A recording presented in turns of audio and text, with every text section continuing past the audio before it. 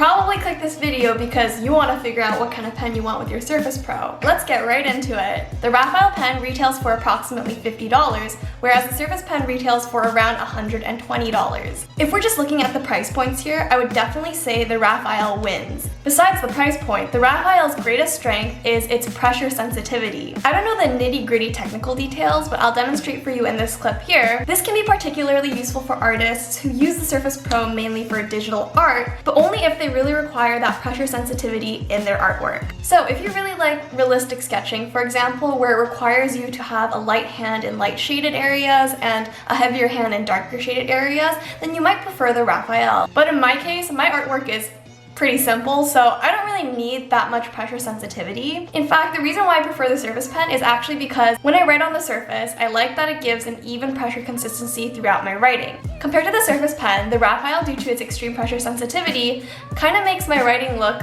a little ugly. Sometimes the lines are thick, sometimes the lines are thin, so when I'm handwriting notes on the surface, I much prefer the Surface pen. Another big difference between the two is the button configuration. So the Surface pen only has one side button. This is mainly used as the right click button, whereas the Raphael pen has two side click buttons, on the top and on the bottom. The top button is a right click button and the bottom button is the erase button. This is actually really useful for when you're drawing and you just quickly want to pull up the eraser tool without flipping your pen over. So I would say in this aspect that the Raphael has an advantage over the Surface pen. As for battery life, the Raphael does need to be charged every 80 hours of use, which if you think about it is a lot of usage. I've used this before for like a week straight and I still didn't need to charge it. The charging port requires a USB 3.0 cable, which is perfect because that means you're not just restricted to the cable that they give you, which is pretty short in my opinion. The Surface pen's battery is meant to last for approximately 12 months, and after that it is changeable, but because I'm really cheap, after my pen dies, I'm just gonna use the Raphael pen. I don't care. So why do I prefer the Surface pen? Well, in these two speed paints, I'm going to show you why. The two drawings I'll be demoing are referenced from my Instagram pics. If you don't know, I have a new Instagram. You can find me at posh_palette. I try to post every day either fashion posts or art posts. So the reason why I like the Surface pen so much is when I color my drawings, I actually don't require any kind of pen pressure. My shading is always done with a solid color at full opacity. And then to blend the colors, I use a blending brush to mix it out.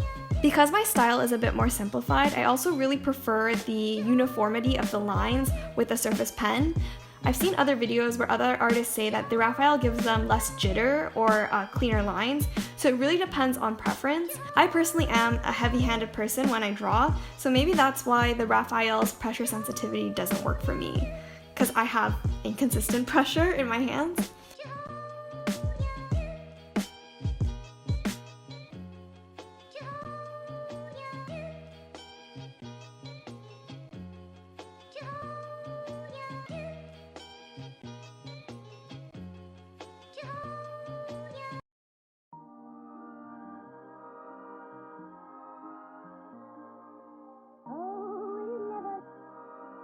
Make my heart stop.